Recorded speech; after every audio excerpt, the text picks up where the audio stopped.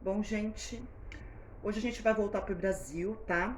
Nós vamos começar a falar sobre a Era Vargas. Como eu disse para vocês, é a história de um presidente bastante importante, né, para nossa história. A gente vai perceber, né, ao longo das aulas que ele era uma figura um tanto excêntrica, um tanto ambígua, mas ele tem uma importância muito grande para a história do Brasil, tudo bem? Gente, para começar a falar da Era Vargas, a gente tem que relembrar da República Oligárquica, né? Que era conhecida como café com leite, no qual você tem um rodízio de presidentes paulistas e mineiros. Tudo bem? Nesse sentido, nós temos a Revolução de 30, tá? O que foi a Revolução de 30? Foi quando Washington Luiz, que era o presidente paulista, indicou Júlio Prestes, tá? Que era o governador de São Paulo, paulista também, para ser candidato. E isso fazia com que não existisse o cumprimento, né, daquele rodízio, né, entre paulistas e mineiros. Então, Minas Gerais vai acabar indicando um gaúcho, Getúlio Vargas, e como vice o João Pessoa, que era paraibano. E eles tinham propostas, podemos dizer assim, mais simpáticas aos setores urbanos e aos tenentes, né? Que eram clássicos opositores, né, da oligarquia. Então eles tinham a ideia de combater aquela política de valorização do café. Eles pretendiam criar uma legislação trabalhista, assim como reforma política também, tá? É importante dizer, né, que a República Oligárquica ela tinha eleições muito fraudulentas, né? Lembre-se, né, que a gente discutiu, né, o voto de cabresto, né, o coronelismo. E por conta disso, por conta dessa fraude, né, podemos dizer assim, o Júlio Prestes ele é eleito, certo? Soma-se a isso, então isso, claro, né, a eleição do Júlio Prestes vai gerar uma revolta, né, dos mineiros, né, dos setores que apoiavam o Vargas, né, e soma-se a isso, você vai ter o assassinato do vice do Vargas, do João Pessoa.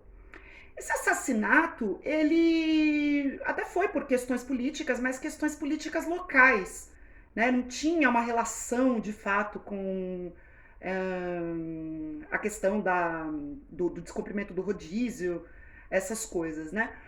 Mas esse assassinato, né, esse fato, ele foi bastante explorado politicamente pelos opositores da oligarquia. Deu para entender? Então isso vai acabar gerando a Revolução de 30, né, com a deposição do Washington Luiz, né, o Júlio Prestes ainda não tinha assumido, e o Getúlio Vargas assumindo um governo provisório, tá? O Getúlio Vargas ele vai ficar no poder de 1930 até 1945, tá? Depois ele vai voltar. Mas é importante a gente discutir passo a passo, né? Como que vai se dar, né, de fato, o governo do Vargas, tá? No ano de 1932, você vai ter uma revolta bastante importante, tá? Na medida em que você tem a oligarquia paulista cafeeira, que estava desalojada do poder, né? Então, ou seja, ela estava muito insatisfeita, né, com o governo Vargas. Ela cria a Frente Única Paulista, tá? E essa Frente Única Paulista, né, a FUP, ela exigia a convocação de uma Assembleia Constituinte para limitar o poder do Getúlio Vargas e restaurar a autonomia dos estados. Na verdade, os paulistas eles gostariam muito de voltar ao poder, de ter esse poder novamente, né? Isso vai acabar gerando várias manifestações contra o governo Vargas, tá? Em uma delas, né, você vai ter 4 estudantes mortos a tiros, tá? Que gerou o movimento MMDC, tá? Que são as iniciais, né, dos nomes de cada estudante morto, né? Martins, Miragaia, Drauzio e Camargo. Isso vai acabar radicalizando, né, o movimento, até que no dia 9 de julho de 1932, você vai ter essa revolta se expandindo por todo o estado de São Paulo, tá? Ela ganhou, né, uma proporção, né, ares de guerra civil, né? E isso ficou conhecido justamente por conta da exigência, né, da Assembleia Constituinte. Essa revolta ficou conhecida como Revolução Constitucionalista de 1932, né? O feriado que a gente tem em julho, tá?